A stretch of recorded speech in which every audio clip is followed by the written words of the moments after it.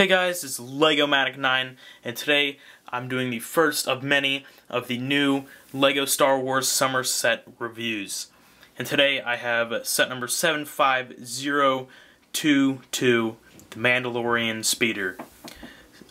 Ages 8 to 14, 211 pieces, has three new minifigures, correcting myself, and it retails for $25 US. I found this set at my local Meijer. They had this set and then 3 others, and I got the homing spider droid as well. Looking for the Corporate Alliance tank droid, haven't found that yet. That set will be coming after the homing spider droid. But enough about that, let's jump into the minifigures. Right, so the first minifigure we have is the brand new Darth Maul. Now he comes with Pre-Vizsla's Darksaber. If you haven't watched the Clone Wars Season 5, then I won't spoil it for you, but he has the Darksaber. And then he also has his red lightsaber. So I'll just put those down just to get him out of the way.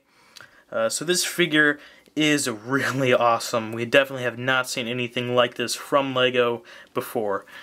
So he's got the General Grievous style robot legs. Even though it's inaccurate to the scene in the Clone Wars, it is still really awesome to get. They just clip on like that, then, they can move right here. No knee articulation, it's LEGO, what are you going to do? And then, I guess we'll move on to the torso. So the torso is really nice, has some really nice printing on the torso, on the front of the torso, then on the back as well. Now then you also get arm printing, which is a rarity from LEGO.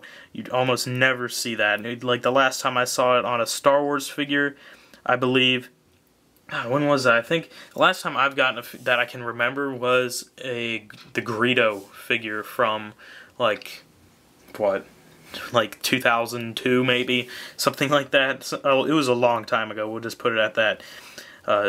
So, arm printing is really nice to get from LEGO. I wish they would do it more on more figures like Clone Troopers, that'd be really nice, but whatever. Then the face is alright, it's the Clone Wars style of Darth Maul. It doesn't look all that spectacular. And then you get the headpiece that Darth Maul and Savage Opress have in LEGO form.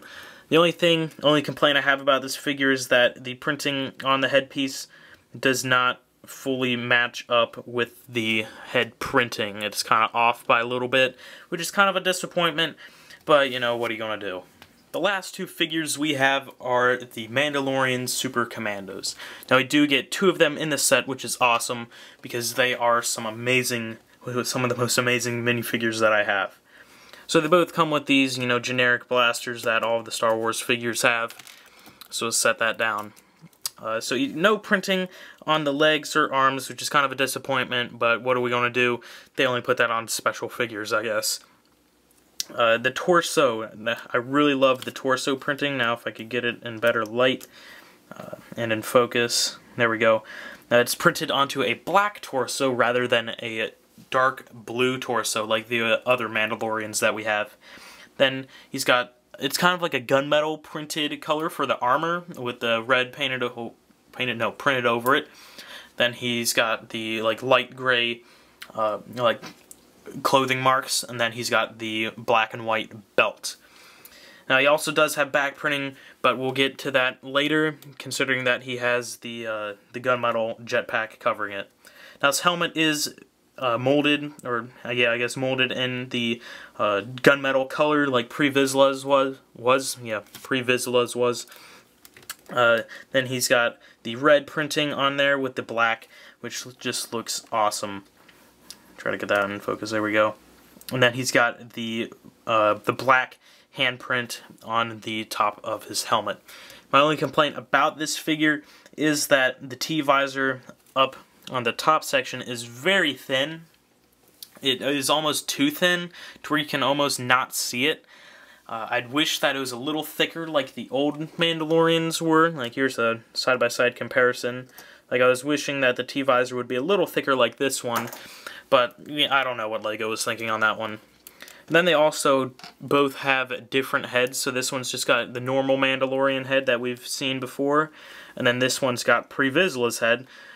which is, it's not because it's pre-Vizsla, it's because they're trying to show some variation with Mandalorians. They're not trying to say, you know, oh look, they're clones, because they're not. So we'll take off his helmet and his head, as well as his jetpack, to show you guys the back printing. Now, I really like how they went with back printing on this figure, considering that it just makes the figure even more awesome. Even though it is covered up, it is still very nice printing on there with the armor and the continued belt. So we'll put the jetpack and the head back on. So that is it for the Mandalorian Super Commando. So now let's get into the set. So here is the speeder itself. Now, I really like the design of this speeder. I'm definitely going to pick up another one or two of these sets, just because the speeder is really cool. So the stickers on this set, we have 5 of them. We got one here, here, right there, and right there. Then we also have one right here. So let's start with the front of the set. Well, I guess we'll just do the bottom first. It's just got all these, you know, hover plates on there. Then with the front, you just have this flap that you can move up and down. It's not really supposed to be moved up into the up position. It's just, you know, just Lego's way of making it tilted.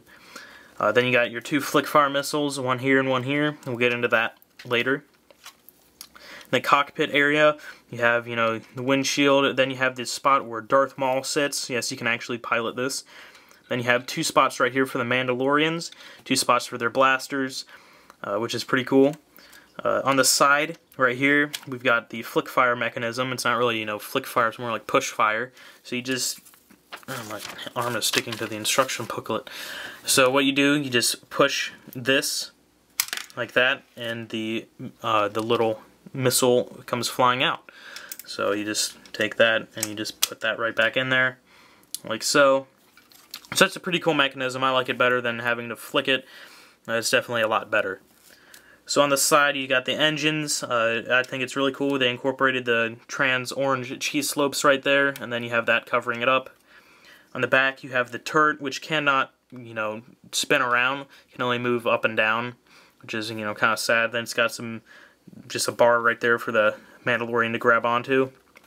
And then if you open this up, you can put Darth Maul's lightsaber and darksaber in there. So you just take it, just set it in like that. Just that simple. Just like that, and you can just close it up. So, you know, that's pretty much it for the set. There aren't really many features to it, so you can fit Darth Maul in there. You just attach his feet to that 1x2 in there. I don't know why he'd be driving, but, you know, I guess Lego has its mind of its own. So we'll just put the blasters in there. And after this, we will move into the box. Sad thing is, I put the extra pieces into my bin already. I kind of wasn't thinking. But with the Homing Spider Droid set, I still do have those out. So those will be in that review. So there's all the figures on the set. Now, moving on to the box. The box, you know, just basic size. Nothing all that fancy with it. On the top, you got full-size Darth Maul, 2 Super Commandos. Then on the back, you got some graphics, and then you got the specs over here, and just, you know, battle scenes, I guess. And then, on the instruction booklet, last thing, you just have, you know, I think it's 53 pages, I believe. Oh, well, I'm not going to get into that. Y'all don't really need to see that. On the back, you got Lego Club with Max, Yoda Chronicles promotion checklist for all of the new sets, so I can check 2 of those off now. And then you have the Republic gunship set right there, Homing Spider Droid over there, then you got the Corporate Alliance tank over on the right. So I'm probably going to pick up the gunship sooner or later.